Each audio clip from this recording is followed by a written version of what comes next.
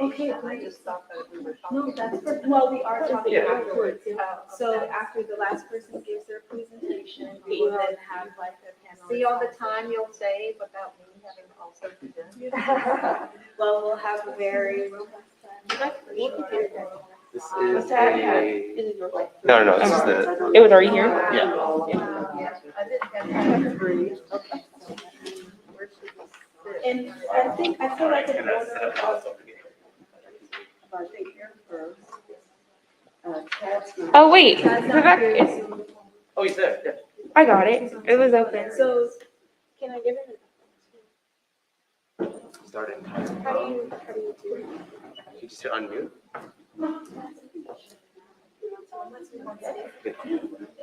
Mr. Allward, are you there? I am here. Hi. Okay, thank you. Hi, how are you? Good. My name's Courtney. I'm one of the interns just helping out, making sure the session goes smooth. Great. Is there a particular order? So, I don't know. We're kind of just getting started with the logistics. Not a problem. Too much longer. No problem. I can go more down. So how about we just start one as it's. Sure. Yeah. One in between them. Yeah. And then move these over to Mike.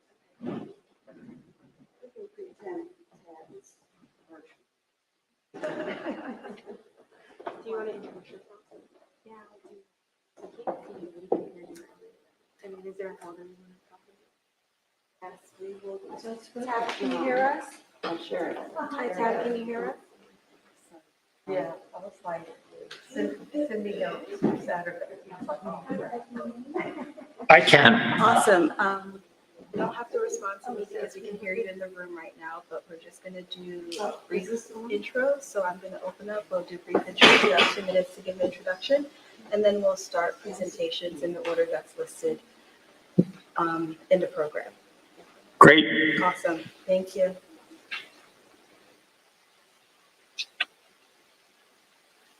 Are the mics all live? Hello? No. Testing. Testing. Try one more. Hello? Yeah, I think it's. Can you hear that, Tab? I can. Okay, great. Okay, perfect. The other mics are just really loud, so that's why. Does anyone have presentations actually for teachers? Mine's in the PowerPoint slides, so like, open up as a PowerPoint, I can take care of it. I can come up there. Okay.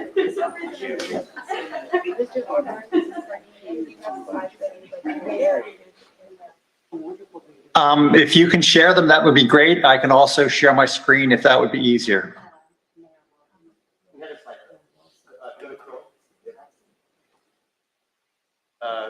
One of those tabs, yeah.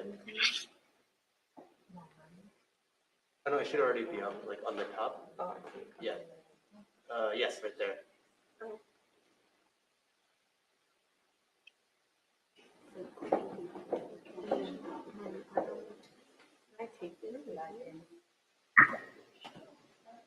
If you're clicking for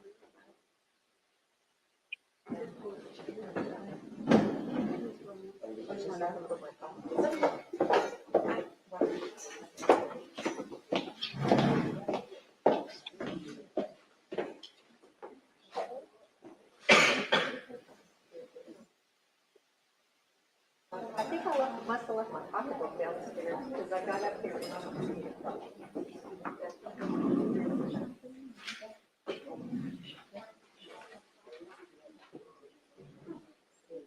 You know what? I have this in my hand. Sometimes I have something else in my hand.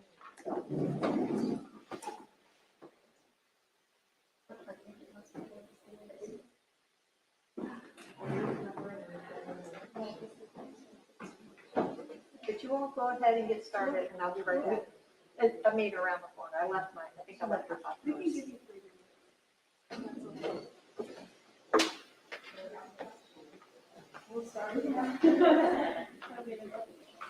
Great.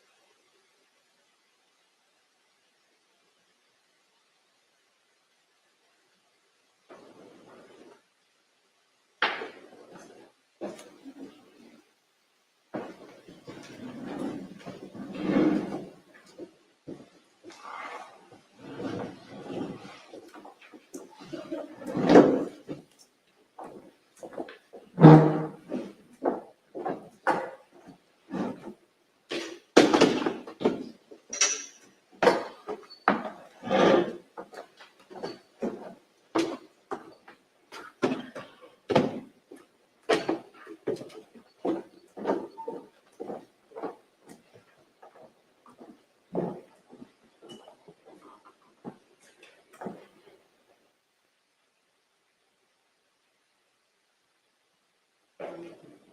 once we unmute on the Zoom, they'll.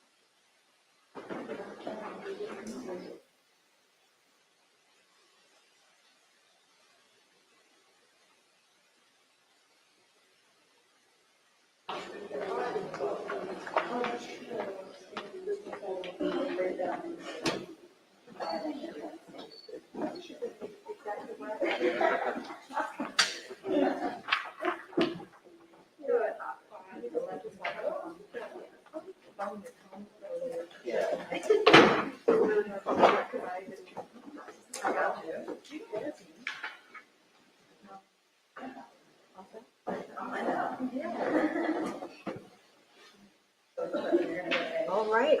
Well, hello, everyone. Good afternoon.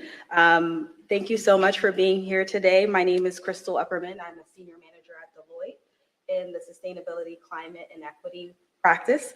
Today, we have a panel of distinguished guests who have joined us here at the 8th University of Maryland Symposium on Environmental Justice and Health.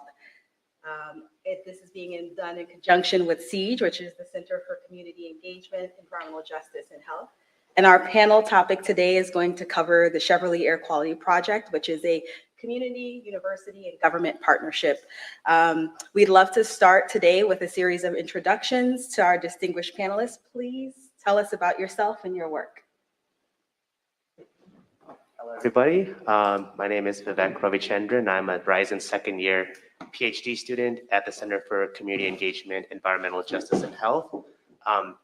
Apologies in advance for my voice. I'm recovering from a non-COVID related ailment, so bear with me. But I became involved with Cheverly really in 2021, and I learned of this community university government partnership through one of my old colleagues at SIEGE. I became involved with air quality assessments really from a young age. I'm personally an asthmatic, so it's really near and dear to me. And I've always been intrigued by the fact that when I began doing these air quality assessments, I started to experience more respiratory distress once I moved away from a suburban Maryland community with a lot of green space that tends to mitigate some of these, respiratory distress that folks face. When doing the air quality assessments in areas surrounding PG County, Prince George's County, Maryland, I realized that my symptoms were more exacerbated, but I had the luxury of leaving the community if I needed to, and I had to go home. But I realized these residents don't have that same luxury. Oftentimes, it's like, what comes first, the pollutant industry or the residents? So this is also a topic of concern that I'm reading up on more as a graduate student, as I try to become more versed within the entire field of environmental justice to begin with. So distinguished might be too prestigious of a term for a doctoral student, but I'm trying to get there, Crystal. And one day I'll be up there right with my mentor, Dr. Shakobi Wilson, whom you've all had the luxury of listening to during the keynote address. Thank you.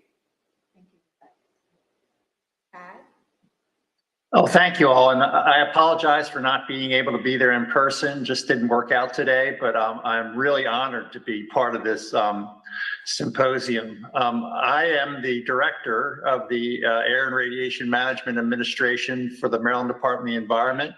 I've been doing that for almost 20 years. And before that, I ran our policy and planning program. I've done a little bit of everything. I have a staff of about 200 people. We do everything from monitor the air across the state to do enforcement, to write regulations, to focus on zero emission vehicles. But I'm here today to talk about our work in Cheverly and our work on environmental justice in general. I find this to be one of the most important, most interesting, and most challenging things we're working on. And so it's a real honor to be here and be part of a panel with some of my other partners, Vivek and Karen. So I'm really honored to be here, and thank you for having me. Thank you so much, and thank you, Crystal. I'm Jolene Ivy. I represent District 5 in Prince George's County Council. I was elected in 2018, and before I was elected, I was trying to educate myself more about a lot of the issues, and that's how I met Dr. Jacoby Wilson. He's so inspiring. He got me all excited about what he was doing, and so he and I had some conversations about the air quality monitors he wanted to have put up, and this great tool he had to be able to look at the data. And of course, you have to have the data first. So when I became a member of the county council, we do get to advocate for grant money for certain organizations. And so I did go to bat for him for this project, and significantly more than the $30,000 that was approved. But I do believe that this new council that was just elected, which still includes me, so thank you very much to the voters for that. But this new council has a much stronger group of people when it comes to environmental issues. And a lot of things that, you would consider to be more liberal, or however you want to phrase that. I think it's really just trying to be more common sense and looking out for people, which I thought that's what we're here for. So I'm excited about the makeup of the council going forward, and that's going to have a direct impact on projects like this. So we should be able to get more money for air quality monitors and to be able to spread them further around the county. Cheverly certainly needs them, but there are a lot of other areas that do as well. So I think that by having more data, we'll be able to make better decisions. I know that we were very happy that the county council did pass the climate action plan this year, which has a goal of reducing carbon emissions by 50% by 2030, I believe it is. And it's going to take a lot of work to do, but you need information in order to be able, you have to know what the emissions are now to be able to know what your goal is and how are you going to reach it. So some of the things that we're doing on the council already with leadership of people like Tom Bernoga, who's on the council with me, Danielle Glaros, who's leaving the council, but she had a bill that we're going to push further, which limits where gas stations can be and the distance to homes. So I was glad to be able to support it. And then I'm looking forward to decreasing the number even more, or I should say increasing, so that you have to be a further distance to have a gas pump a further distance from a home. And there's a specific property I have in mind, because I've had people coming to me. It was before COVID started. They came to my office and they thought that I was just going to go with it because I know them, I like them. And then I was like, no, you can't put a gas station there. It's like right up against some houses. You could throw a rock and hit these people's house. They don't want to live like that. And they were surprised. And yet we've stuck with that. So they're trying and we're pushing back. And I think that these new laws to make it harder for them to put a gas station, and impossible in many cases, adjacent to homes, playgrounds, places like that. I think it's really going to help, because gas stations are a significant producer of pollutions as well. So we're continuing to look at things we can do, and we're very open to more information. So I know Dr. Wilson's going to continue to be involved. I know the people sitting here will continue to be involved, and I hope you will too. And that you'll reach out if you have an idea, or you know something that we don't know, then please let us know so that we can help make our community cleaner and healthier for everyone. Thank you. Thank you so much. Good afternoon. I'm Karen Moe. I live in Cheverly, Maryland, and actually got my master's in EE here at Maryland many years ago. I had a 40-year career at NASA Goddard Space Flight Center. The last 25 years, I worked in data systems for the Earth Observing Satellite System and technology, really looking at ways that technology can help advance the science. When I retired, I wanted to focus my attention on how those satellites and that information and Earth science altogether can help communities. So it was in 2019, my town had negotiated with Dr. Jacoby Wilson about our needs for better understanding about our air quality, and the idea of implementing a sensor network in my community was a very attractive volunteer activity for me. So I've been kind of citizen sciencing my retirement since, and I must say I've learned so much about the importance of community engagement and really working in partnerships with local government, with the state government, and actually reaching out to universities and like. I have a couple of charts I'll share a little later on the project and how these pieces fit together. Thanks.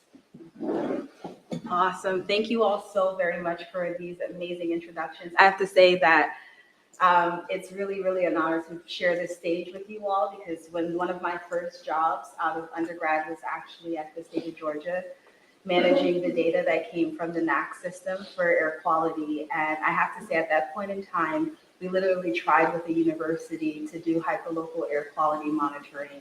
And we didn't have the technology nor the resources at that time. And the thing that has made it even easier for us to be able to have this conversation today is just what cloud computing has afforded us, and the ability to store large amounts of data and geotag large amounts of data. So I'm very much looking forward to the panelists sharing with you all more about the current state of air quality and just how the technology has evolved, and also how we're able to better inform and create inferences that can inform policy decisions to protect lives. So we're going to have 3 presentations first, and then we're going to get into a really, really intense conversation about the topic. So I implore you all to jot down comments or notes that you may have while presenters are going through, and we'll have a moment for Q&A from the audience also within our panel structure. So first up, we have Vivek giving a presentation.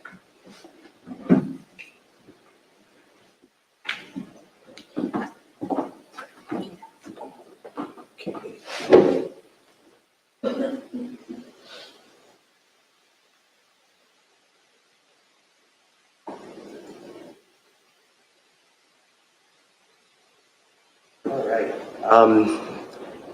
Pat, are you able to see my screen?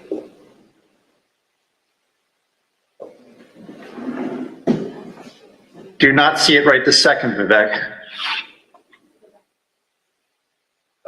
Oh, okay.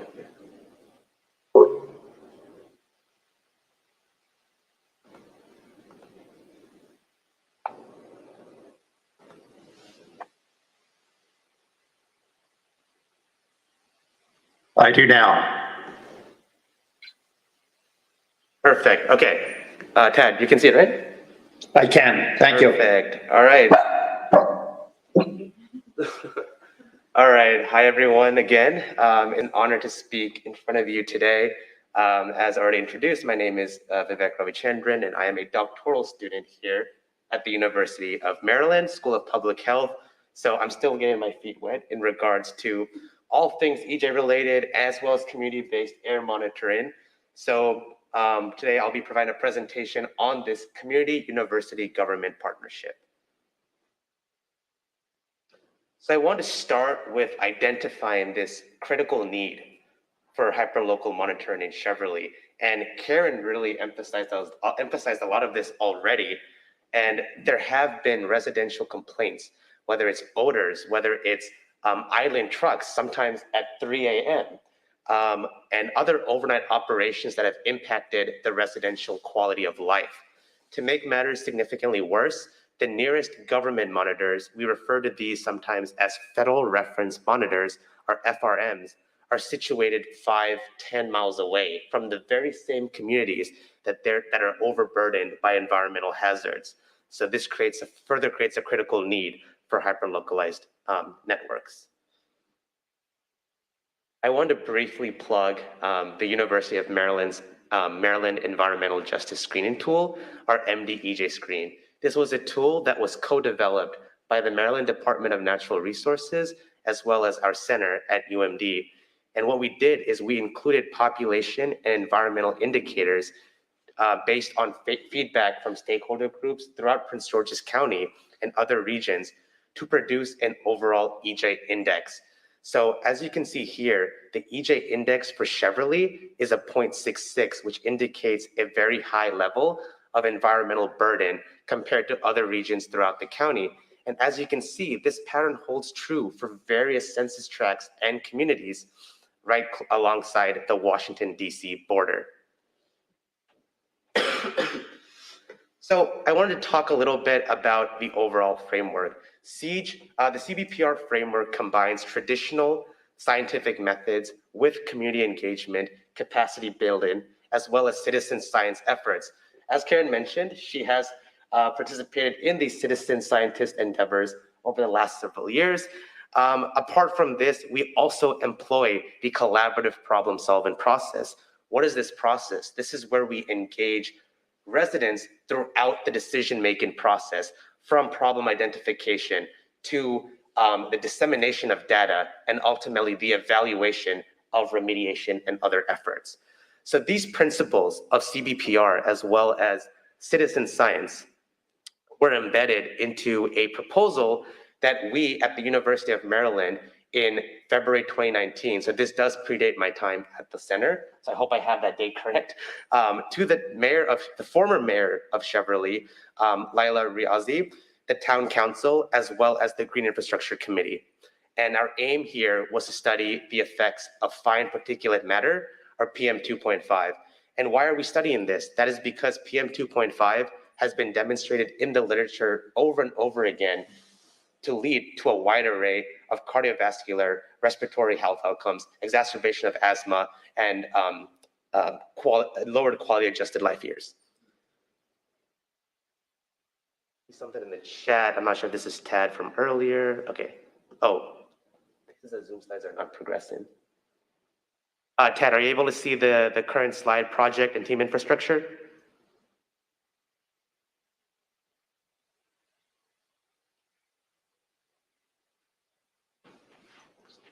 I want to make sure we didn't lose him.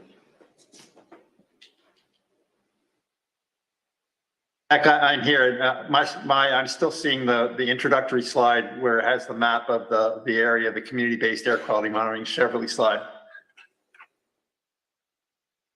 Stop. Maybe.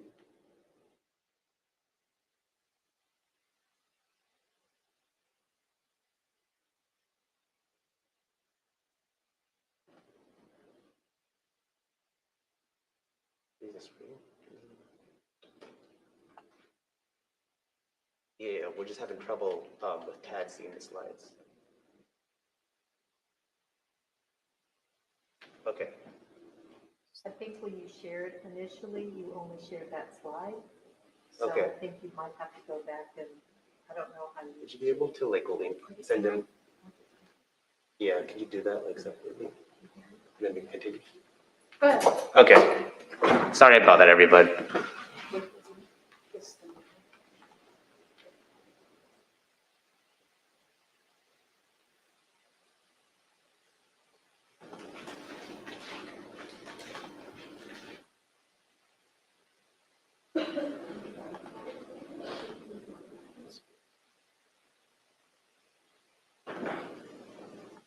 Sorry, just having a little technical difficulty right now.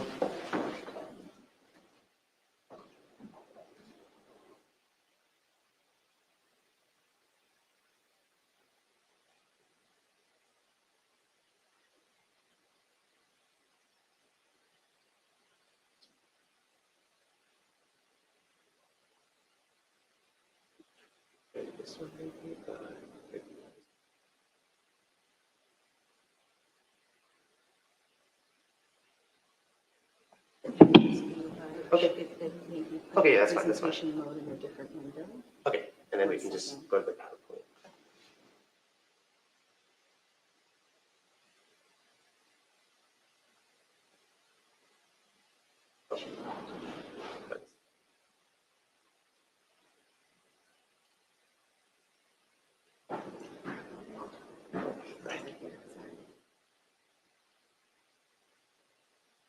Perfect. Are you able to see this, Tad? I am, thank you. My apologies, everyone. Moving on to the project and team infrastructure. So ultimately, we deployed 23 purple layers that were utilized for the analysis between the town of Cheverly and the University of Maryland. The Maryland Department of the Environment, or MDE, and Tad will talk about this more during his presentation, implemented a targeted inspection initiative, which coincided with this air quality monitoring efforts. The town managers of Cheverly, as well as the Community Advisory Board, or CAB, helped us produce relevant maps and additional data that could supplement the network and provide more contextual evidence of why we might be observing A or B. So over the key aim of this project was to conduct authentic community engagement. I want to emphasize that because we strove here to develop a degree of trust within the community. This means attending community events. We wanted to ensure adherence to cultural competency. We wanted to attend to any power inequities that might persist with the partnership, and ultimately evaluate and see if we have the community capacity to do the very same things that we have placed in our community monitoring plan. So the first few weeks consisted of the problem identification of monitoring locations. So we chose specific sites to place these sensors, which are present on the map that is located on the Cheverly Green Plan website. And we hosted workshops for residents so that they could become trained in not just CVPR principles, but also on how to utilize and deploy these monitors. And within these workshops that we hosted, we also gave residents the opportunity to be involved on the Community Advisory Board, or the CAB, so they could, again, be involved at every stream of the research process. So on this slide, I just wanted to reiterate that direct contact with the CAB and citizen scientists really allows us to foster and build trust. It shows that we care. It shows that we are willing to come to their neighborhoods, see the issues that persist firsthand, whereas other research teams might practice more remote methods. So I wanted to briefly cite a paper by Dr. Adwa Commodore, which mentions this very same idea of direct contact. And this is one of the senior scientists within community-based air monitoring research. So this is our project map of the 23 monitors dotted in purple. Additionally, you can identify various environmental hazards, specifically the Smith & Sons metal recycling facility, as well as various industrial sites and the Amazon Center. So we're really able to capture various wards and capture great spatial differences within this network, and high resolution coverage of key pollutogens that might persist. So this all comes back to what tool did we use? What monitor did we use? We referred to the purple layer. This measures fine particulate matter. Hourly data on particulate matter is downloaded from the crowd map. This is a publicly accessible tool, and we downloaded data from April 2021 through April 2022. And the purple layer as a whole can be made publicly available, so it allows community scientists to work together and collect hyper-localized data, share it with others, and utilize that to translate research into action. Excuse me. So all PM2.5 concentrations are then translated into an air quality index. And I have a breakdown over here. So we have them color-coded, where the green zone indicates good air quality, The yellow might indicate that the air quality is a risk for a select few who might have pre-existing conditions, who might be asthmatic like myself. And then you have these other categories like orange, red, and then the very, very unhealthy range of purple. And I believe this is maroon, yes. And these are all color-coded on the Purple Air Crowd Map as well. So you can identify exactly what time, what hour, in some cases to the minute, when your air quality exceeds a certain limit. So here we observed the exact number of hours during the study period. So for the full year, from April 2021 to 2022, where each sensor contained an AQI in each category. So as you can see, for most of the study period, the sensors were in the quote good category, but there were some peaks. And this is not capturized by an overall mean, an overall median or something like that.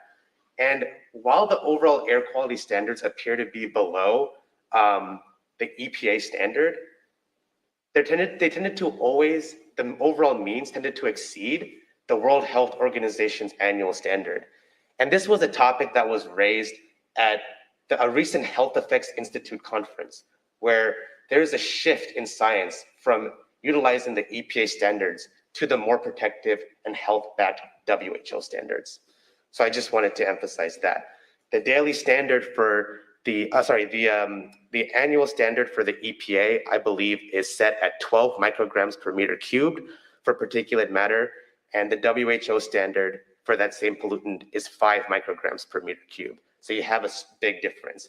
In fact, the EPA is currently working from this Health Effects Institute. They mentioned they are working to reduce that EPA standard from 12 down to between 8 to 11. For those who want to visualize this better, we have box plots. And again, we have the EPA. Here we have the EPA daily limit and the WHO daily limit. And you can really see again, a lot of these upper quartiles, these peaks exceed the WHO standard.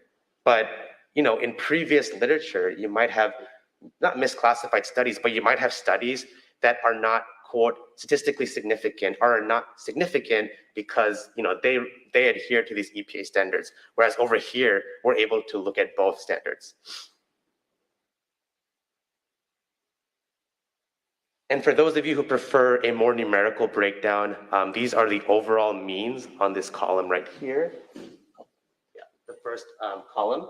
The third column indicates the maximum value. So you really are able to identify peaks where the air quality index and subsequent PM 2.5 is at extremely hazardous levels.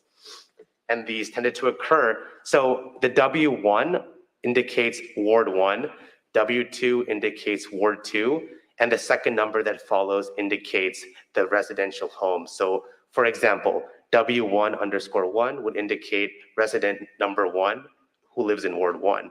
And we wanted to de-identify the names for privacy reasons. And this is a diurnal investigation. Another way of mentioning, let's look at the morning rush hour, the evening rush hour versus off-peak levels. And you can really see in that morning rush hour time bin. And we did stretch this out to between 6 a.m. and 11 a.m. just to capture the entire commute time spectrum. But you see those elevated levels and those peaks during the morning rush, which suggests that there could be impacts from what we call TRAP, so traffic-related air pollution, as well as operational activities during this time, during business hours. So at the ward level, Ward 2 had the highest mean, and this is located near the Tuxedo International Park. Our spatial tests, so we utilized a general G statistic in ArcGIS, as well as a Moran's eye. And just to summarize this indicates that even within Cheverly, we had spatial differences. So I wanted to just preface that with a study done by one of our partners named Aclima. Aclima is one of the leaders in mobile-based air monitoring. They found that at the block-to-block level in cities, particulate matter, black carbon, NOx, NOx, ozone, other criteria air pollutants, these values could differ by up to 800%. So this emphasizes the need not just for hyperlocal monitoring, but potentially an opportunity for mobile-based monitoring to gather your exact individual exposure. Because even if your ward has a mean value, that might not even be reflective of your personal exposure.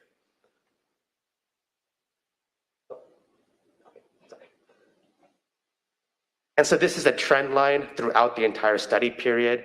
We observed a pretty massive peak sort of around the end of June, which tends to exceed both the WHO and the EPA annual limit. I believe we also experienced peaks around the 4th of July, which could be the effect of fireworks, as well as potential lingering effects from wildfires to the west. So that was a concern that was also brought up by the community. And so this condensed trend line right here actually aligns with the same 2-month initiative that Tad will be presenting on shortly, the Targeted Inspection Initiative. All right, so to summarize, there was a key distinction in the average PM levels. They tended to be below the EPA standards, but they exceed the WHO standards throughout the entire study period. So this begs the question of whether we should utilize the WHO standards moving forward in our future studies for other communities, whether in the United States or abroad. Additionally, the highest pollution levels were observed in the summer, which could be indicative of events like the 4th of July fireworks, increased commuter traffic, as well as the wildfires that were mentioned before. So yeah, there's even reason to suggest that Cheverly's geographic proximity to Washington, D.C. could have led to it being vulnerable from regional drivers of pollution based on the wind patterns. And again, I believe Tad will touch more on that with feedback from his meteorological team shortly. So we really want to, moving forward, be able to identify the differences in regional versus local drivers of air pollution.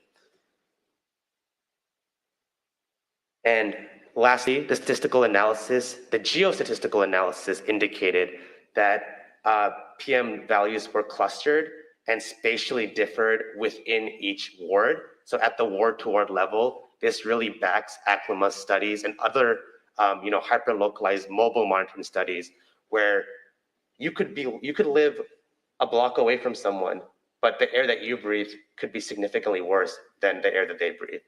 And I wanted to just conclude with that note. Oh, sorry, I had one more slide. My apologies.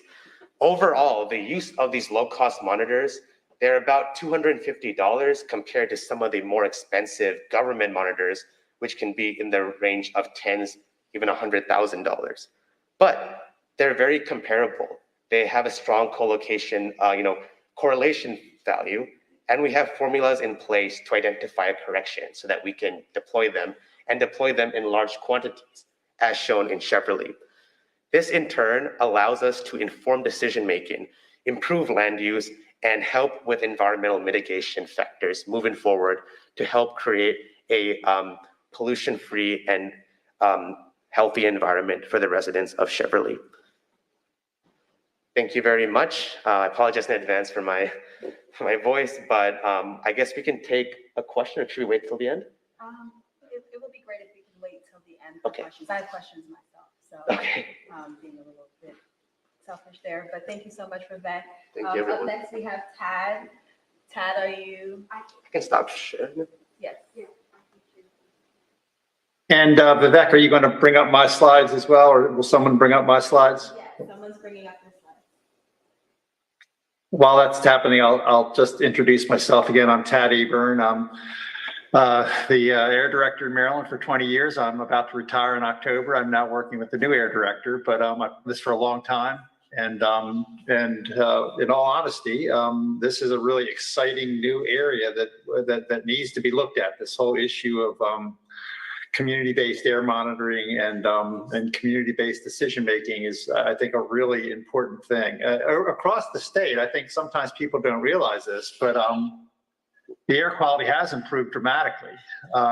Back in 2005, 2008, Maryland had a horrible record on air quality. We were identified by MIT as having the riskiest air to breathe anywhere east of the Mississippi, primarily for the fine particle pollution that Vivek talked about. But then in 2008, we were also designated by the US EPA as having the worst ozone anywhere outside of California and Texas.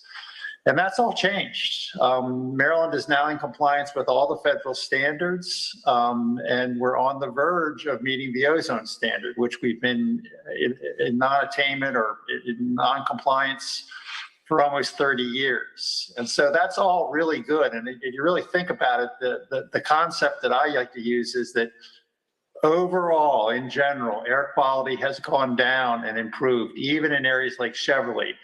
But have we ever taken a really focused look at some of these communities that have lots and lots of different sources, sometimes called overburdened communities? And to be honest with you, we have not. And so this is a piece of the process that's never really been dealt with well. And, it's a very exciting thing. We're really glad to be part of the partnership. I will not repeat some of the stuff Vivek said because I have similar things in my slide, but next slide, please. Environmental justice is a huge priority at my organization, Maryland Department of the Environment. We have a brand new reinvigorated commission. We have an MDE-wide effort, but with the AIR program, we've actually been working on this since about 2016, 2017. We have begun partnerships with, now I'd say it's almost 20 communities. And we've had actual projects to clean up local diesel equipment come out of those partnerships, one in Turner Station, one in Curtis Bay. We've had a partnership with the port and 15 communities around the port for a long time. And by 2025, we will have invested over $35 million into cleaning up air pollution around the port. A really big success story and a good news story with the communities. The communities are very positive about what we've been doing. We are now doing some new things. The hyperlocal monitoring, very exciting. Low-cost sensors made it possible. And we're using that data to do targeted inspections. In other words, we're looking at where the high levels are, where the winds came from, and who likely caused that. And then we're doing inspections and if we need to, enforcement. One of the big things we're trying to do in the AIR program at Maryland is to focus on action. I know there's a lot of folks that are spending a lot of time. The hyperlocal networks are great and all the screening tools are great. But part of our philosophy is that if there are things we can do and should do now to reduce exposure and risk in these communities, we should be doing that. So we have a really strong action component in what we've been doing. Next slide, please. So again, partnerships. I won't go through the details, but lots of partnerships, lots of communities, very much bottom-up driven partnerships. We go to the community and we listen mostly. We don't come in and tell them what needs to happen. These are community-driven processes. Two of the big things we found work well in the partnerships is the diesel cleanup piece, because we can find money to clean up local diesel equipment. And the whole hyperlocal citizen science thing is really taken off right now. Yes, we have Cheverly, which is probably our best project. We actually treated it as sort of a pilot to spread to other areas, but it's really taken off over the past year. And again, many community chosen or community influenced cleanup efforts, real reductions driven by community-based discussions. And again, the hyperlocal networks are just growing like crazy. And again, the partnerships have had a real impact on us taking action. And at the end, I'll mention 3 new regulations we're going to be adopting that are environmental justice-based regulations, really coming from our partnerships with these communities. Next slide, please. Our approach, and this is sort of where I'm trying to show we're a little different. Start that partnership, work with communities, we have partnered with Siege. They have been an unbelievable partner. They bring to the table some skills that we don't have, and we bring to the table some skills that they don't have. It's been a really good process. Second step are these hyperlocal networks. They're going to go up everywhere. They're happening. There's plenty of federal grant funding to have this happen right now. Very, very, very critical. But this is where we're a little different. Step 3 and step 4. We believe that it's our responsibility to, even before all the studies are done, even before all the research is done, if there are things we can do with our existing authority to clean up the air, reduce risk, and generally make the life of folks that live in those communities better, we think we should be doing that. And we have been taking those actions. I'll go through that in a minute. And then finally, most innovative thing we're doing is we're taking the hyperlocal air monitoring data, and as well as community input complaints, whatever you want to call it. And we are moving forward with new policies, enforcement actions, and new regulatory programs to address the key issues that we're seeing coming from the hyperlocal networks. Is there going to be more that's going to be learned over the next 5 years? Absolutely. But if we're learning stuff in this very first year that tells us, hey, we have the ability to do this, let's do it now, we're doing that. Next slide, please. Keep moving on. Cheverly is probably our biggest partnership with the most successes. But we are pushing this issue of hyperlocal monitors. It's a big deal. I have a network across the state. It's basically one monitor per county. Vivek brought that up. It doesn't always get at what's going on in a community. These hyperlocal networks are basically 20 to 30 monitors within a community. Let's say there's 50 communities in a county. So you can just see the difference. This is really great data. The sensors are not perfect. One of the things we do with on the air monitoring side of the partnerships is we sort of cite the sensors with our high-end monitors to make sure the sensors are doing a reasonable job and then adjusting them to make them do better. But they are a wonderful tool to help out with both citizen science, education, and they really do give you great data on where things are higher, what time things were higher. I wouldn't always the actual part per billion values are reasonably good, but they're not always quite perfect.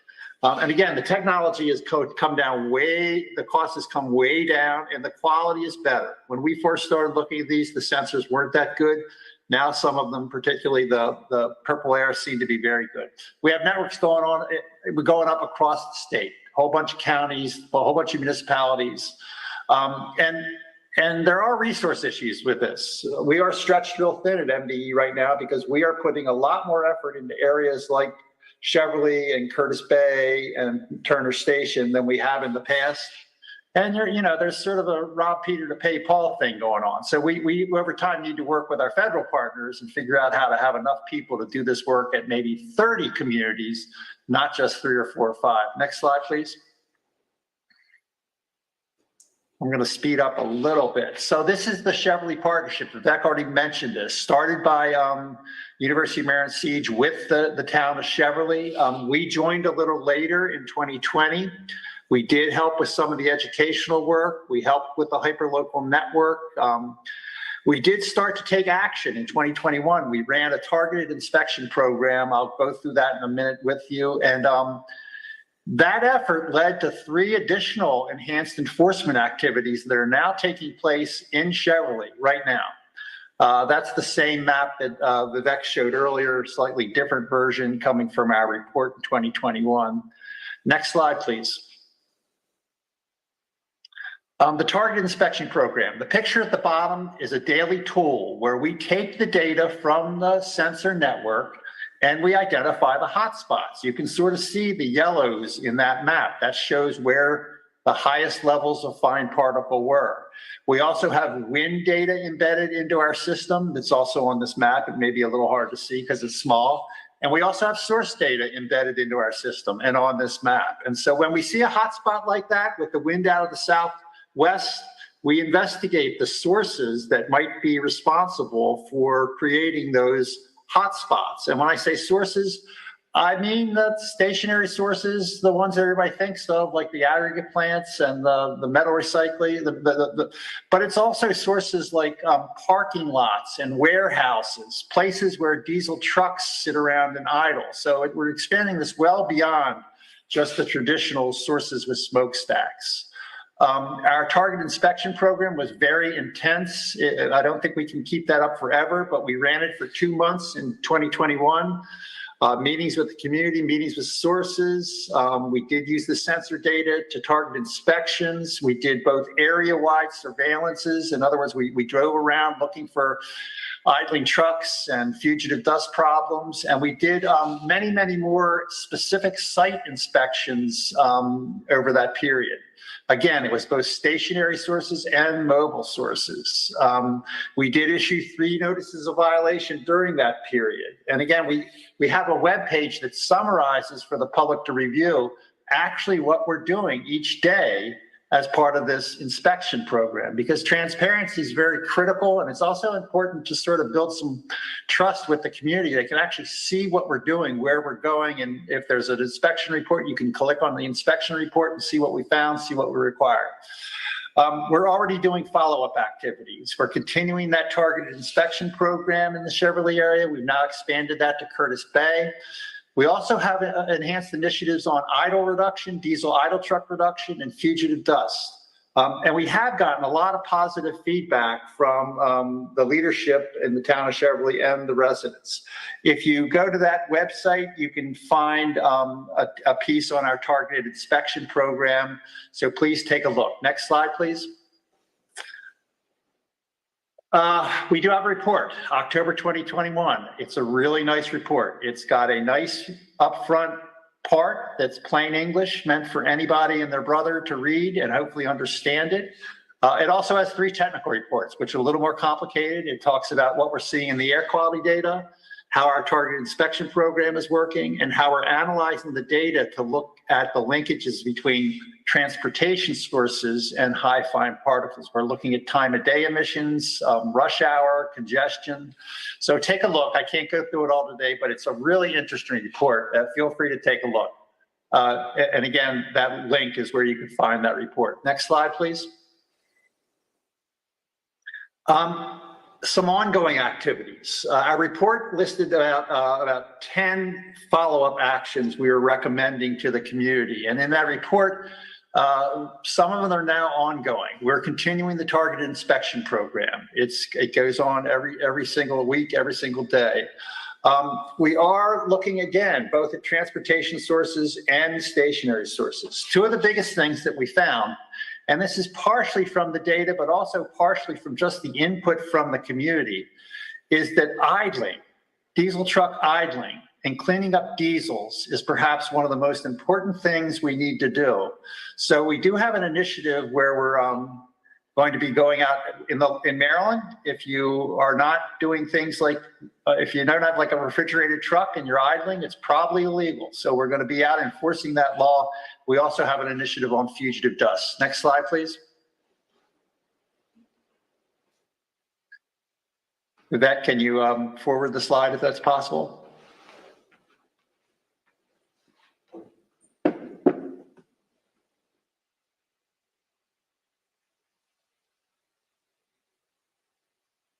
Is there any way we can forward the slide? 1 second. Oops, sorry about that, folks.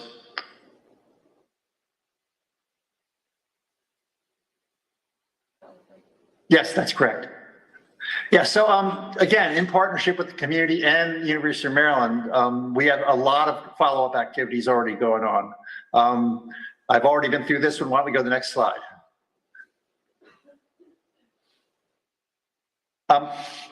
Again, we did this pilot. We're now out there quite a bit looking at stationary sources and areas like where diesel truck idles, and we're doing this target inspection. We continue to look at the data every day, and we do the hotspot analysis every single day.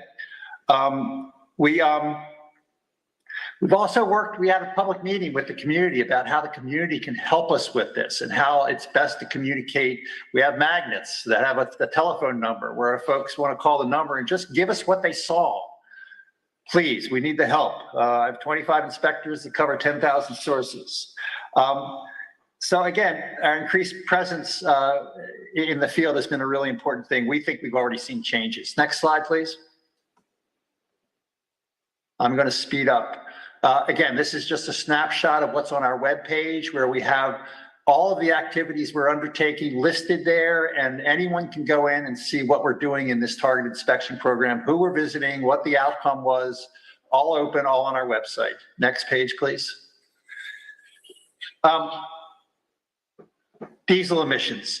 In the long run, I think this might be one of the most important issues. Diesel emissions are not only, there's a lot of them in areas like Cheverly and Curtis Bay, but they're very, the health risks are very serious from diesel.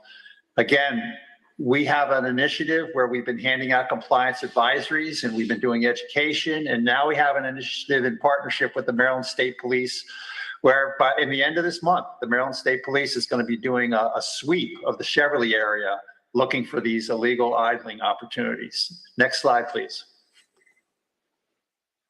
Fugitive dust, probably the most common complaint we get.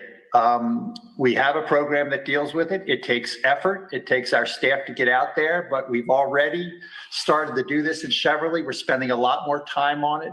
We're also going to be we're adopting a tougher regulation on this. We've already issued 3 notices of violation for fugitive dust. And again, it's not just the stationary sources along Sheriff Road. Sheriff Road's the area where all the stationary sources are around Cheverly, but it's also things like construction sites, warehouses, other areas. Next slide, please.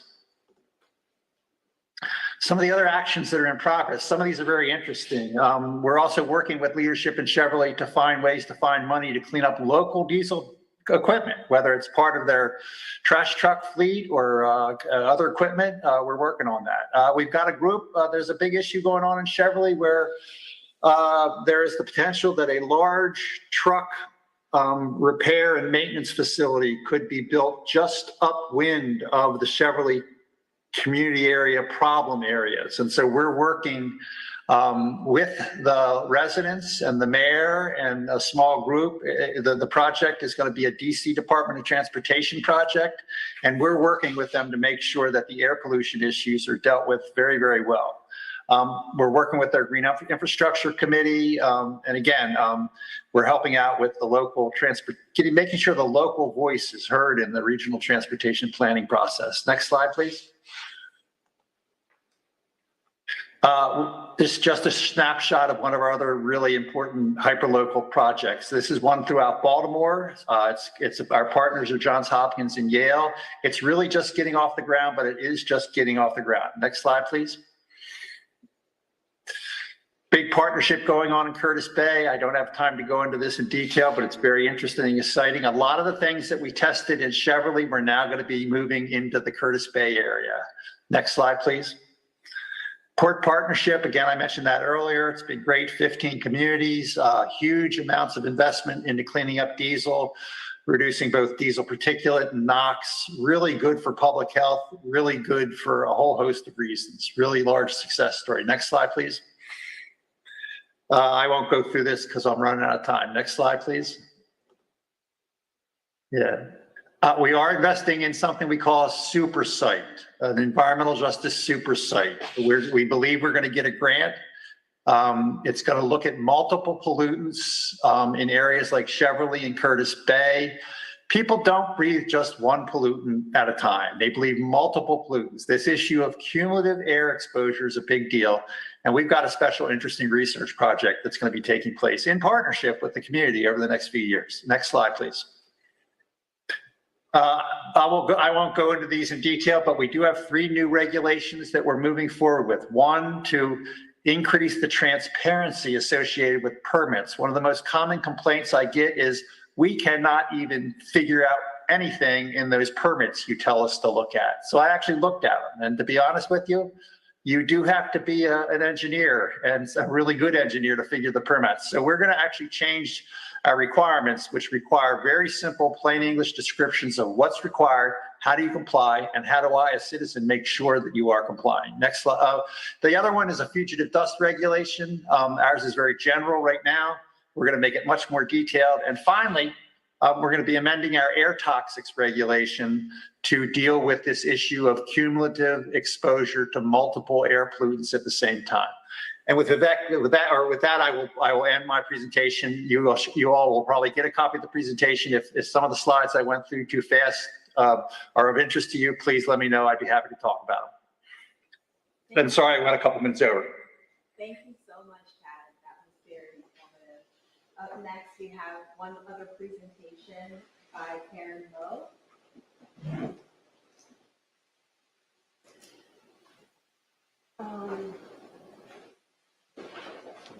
I'll tell you what, I was looking earlier and I don't think my presentation made it, but yeah, that one that's not mine. So let me just, I'll just say a few words about the work that I've done in Cheverly. Karen, is this one? Wait, Oh, okay, yes. Why don't you, so we've shared charts. You've already seen some of this information. Let me just go to the second chart. And let me talk to you about what's going on with this. This is a planning map. And when you look at the, you've seen several images that show the town of Cheverly. And the existing, in purple here are the existing monitors. And so I wanted to talk to you a little bit about my experience as being kind of the liaison to the town for installing and maintaining this network, a little bit about the implications for the town to have these kinds of networks. And then the other thing I wanted to talk about was our interest in expanding the network to neighboring towns. Fairmont Heights is shown on the bottom here in green, and Seat Pleasant. Seat Pleasant is about the same size as Cheverly, around 6,000 residents. And Fairmont Heights is a very small, actually the second oldest African-American incorporated town in the county of Prince George's County. And they have just shy of 2,000 residents. So these small neighborhoods that have been around for a long time, and along with Cheverly, they really had not been informed about some of the new developments that were coming into the town.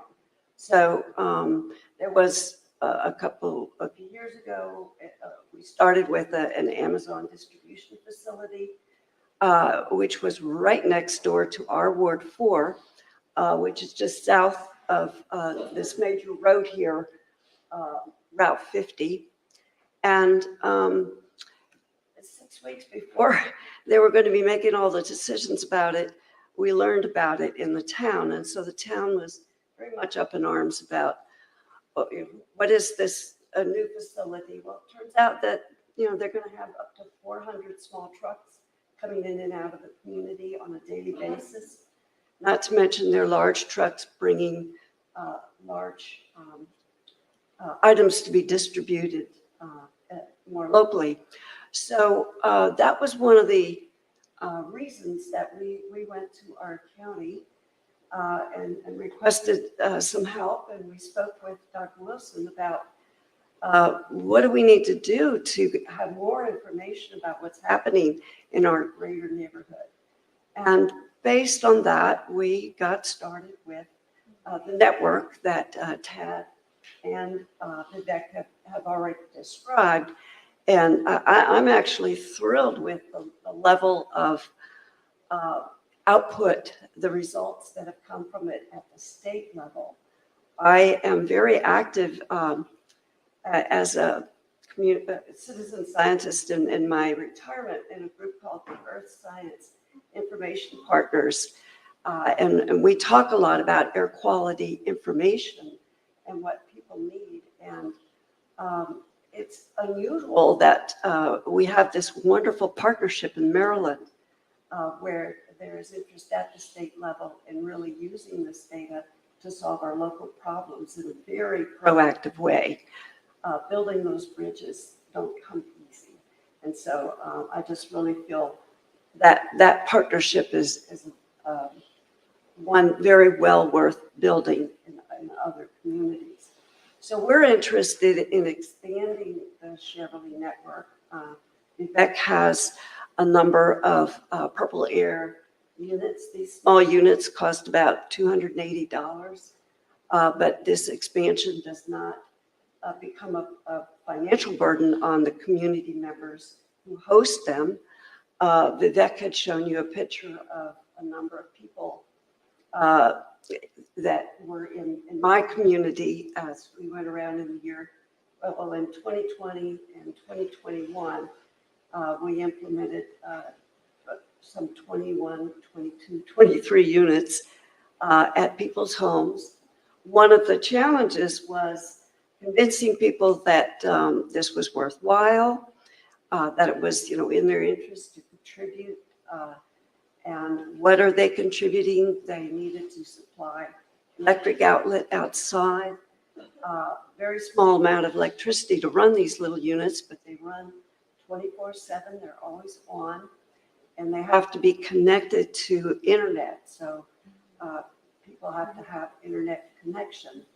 Now, as we go into some of these neighborhoods, we may want a unit, and I've laid out here with the little blue dots some suggested places where we could expand the network. And one of the objectives that I have learned in what we've done in Cheverly is that you really want to have a small cluster of them not very far apart, at least two that are just a couple blocks away. And the reason is that these little units are, they respond to local interference that might not be really representative of what's happening in all of the air quality. It may be that, somebody has a grill on in their backyard. And although, yes, a grill, propane grill is going to contribute a little bit, but it is not the same as the traffic that is going along the street that's 2 blocks away. My recommendation now is that we're expanding into these 2 towns. Vivek and I have already had interactions with the town leaders. They're very interested in accepting some more units and talking to their community members. So it's not just that the community is supplying the resources to host this unit, but it's also the whole educational aspect of what is this data going to tell us? How are we going to use it? And we are very interested in both policy intervention and in personal health decision-making. So I went to an Earth Science Information Partners meeting, and one of the things I learned about was connecting libraries and civic data. And this is one of the projects I would like to pursue. I would like to work with our local library system in Prince George's County and see ways that we can start streaming our Purple Air data into the library so that anybody coming into the library, or if they have a library or if they have Wi-Fi resources at home, would have access to this very local information. The other exciting thing is in July, I worked with one of our Earth Science fellows who's in this Earth Science Information Partners, and we put together a small proposal for a $5,000 grant that I was awarded. And we're going to use that money. The fellow, she is a PhD student at the University of South Carolina. And so she is going to work with me to implement an ArcGIS system to support that data. And my long-term goal is to work with the county to see if we can get that system hosted in the county library system.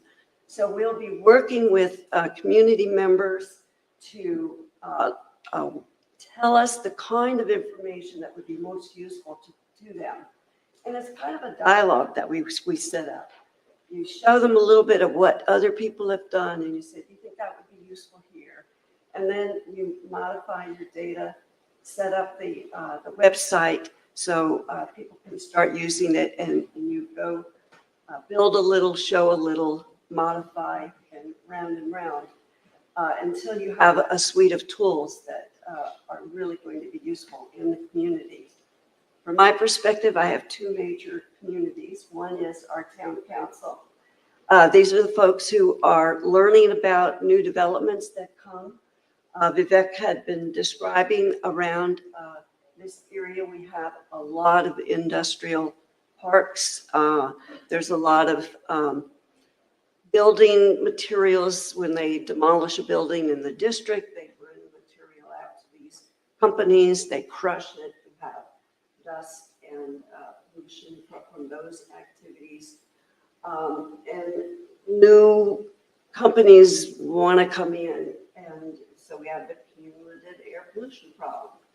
And that's the problem that our town council wants to solve. And then from a personal point of view, I also have some respiratory issues. I've lived in Cheverly for 35 years. And I have learned so much since I got involved with this project in the last 2 years that probably your zip code has a lot to do with your health outcomes. And so I'm very interested in making changes in my neighborhood so that going forward we can clean it up. So those are kind of the challenges and the best practices going forward from a community engagement point of view.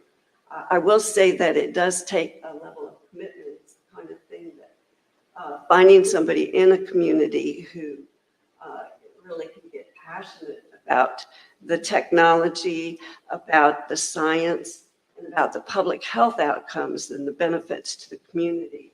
All of that is such an important part of a project like this. So I'm hopeful that we can continue our collaboration and really do some emerging technology cutting work here to help the communities that are in these environmental justice zones. So I'll conclude there. Awesome. Thank you so much, Karen. And for the sake of time, we have just a brief moment for Q&A. I don't know if folks in the audience had any questions that came to mind. Are there any questions in the audience at all? Well, while folks get their thoughts together, I do have a question for, was there one? Yeah. I was just curious, Vivek, one of the charts that you showed, it showed kind of a similar pattern for all of the different monitoring stations, and then there was the line that was like really, really high. Was there any verification of the data that to ensure that it wasn't an anomaly?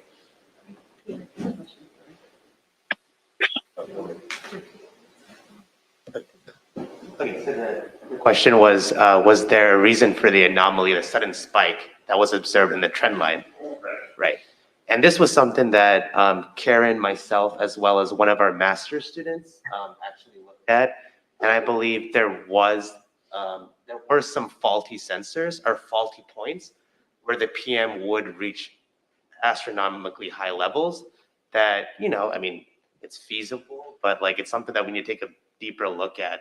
So it's important that, we go in and we identify what events could have happened. Was there, was someone having a barbecue that day, or so was this going on? That would spike the entire, mean values if you had a PM level of 1,000. So those are some limitations of this effort. And Karen did mention community-based monitoring takes a commitment. It takes commitment from each and every party involved, including the community members who are hosting the sensors, including the researchers, and ensuring that we go in and we provide routine maintenance. Because I'll briefly, conclude with a story. At Air Monitoring Network we have in Uniontown, Alabama, where once COVID hit, this is in Alabama, we could not really travel to the site. So we had these monitors left out for months without being maintained. And then you just had all kinds of spikes and you couldn't really verify anything. So that's sort of a long-winded answer to your question, which is more maintenance and more inspections are indeed necessary. And it's I was just going to add that that was the reason why I recommend that there be at least two, not too far away, and then you can see if both of them were showing that data, then you get that kind of second look that you're talking about. Yes. On that, So the MDE data analysts that do the daily hotspot work, who work with Vivek and Karen a little bit, we do have a system for looking at whether it's really a high reading unit or is there something going on in terms of an anomaly. So it's a great question and it's very important. Thanks, Tad. We have another question. I'm curious to learn how intensive is the maintenance for the purple air system? And the question is, how intensive is the maintenance for the purple air system? Well, I can talk to that from a community point of view, and that is, I do look at the purple air data on kind of at least a weekly basis. And there are often about 4 or 5 of them that I see as problematic. They will show up as gray dots if they go down and have been down for several hours. And if you can, often the problem is the Wi-Fi is weak. So it's a significant level of attention when you've got 23 of them that you're looking over. And that is something that somebody would have to really look at. It would be, operationally, you would have to have a responsibility, probably with someone who's paid to, it's part of their job in the town is to look over the network results. But I think some tools could definitely help. And we've been talking with Vivek, and that was one of the objectives of looking at analyzing the data just on the engineering side of things, not just public health. Awesome. So with 2 minutes left, I would like to give each of our panelists about 30 seconds for closing remarks. We'll start with Vivek and then go to Tad and follow along. Thanks, Crystal. So yeah, I just wanted to conclude by stating that it does take like a big commitment to maintain the network, and it does, as an academic partner, it's our initiative to co-develop a memorandum of understanding, a community air monitoring plan, and other contractual documents to ensure the success and commitment towards such a network. I do want to say that I look forward to the data that comes forward beyond just 1 year, so that we can look back at this biannually and track progress over time that is made with the remediation efforts and the targeted inspections and notices of violation and fixes that Tad's team has been working on. Thank you. So again, I'll be real quick, but this is a very, very exciting project. I do this work a lot with other states. I think the Cheverly project is perhaps one of the best community partnerships going across the country. I think the way that University of Maryland has built the partnership and the way the residents have jumped in and started to help, it's really a great partnership.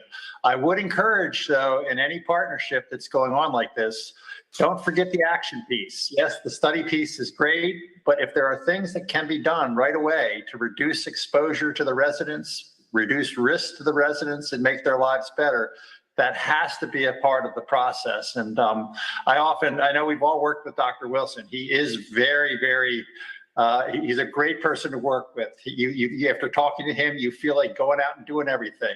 But I often do give him a little bit of a hard time, that action is also important. So just keep that in mind, that the action piece is, we can study for a long time, but there are things we can do right now to reduce exposure, reduce risk, and make folks' lives better. Thanks, Tad. Councilwoman Ivy. Thank you. It's been great to be a partner on this project and to help kick it off. And I want to be part of expanding it. You have the experts here who know how to do that. I know how to get the government to do its part with the finances, and hopefully going forward to do more of what Tad's talking about, which is the actions involved. Tad, by the way, I just sent you an email, so check your email. I am curious, and I would like to know, with the monitors that we have, and I do live in Ward 2, which is the most impacted part of Cheverly. I live in Cheverly.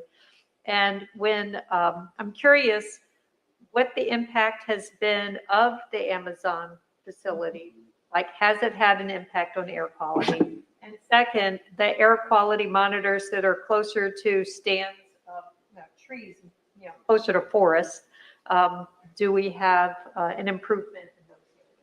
Good, very good question for future discussion. Thank you for that. Well, just in closing, I would say that in many respects, the air quality is an important aspect, but I know in my town, if I talk to my community, water and stormwater damage is a major problem. And so I look at the way that we handle the air quality question can also provide insights on how we can expand that to other areas in the community that are really significant problem areas to address. So it's kind of having that mindset for dealing with helping the community. I like what Tad said, is figuring out what the community needs and addressing those problems as best we can. Awesome. Well, I would like to thank everyone for their time today. Thank you to our panelists for presenting on the Cheverly Air Quality Project. We appreciate your participation today, and we look forward to seeing you during our next following session. So thank you.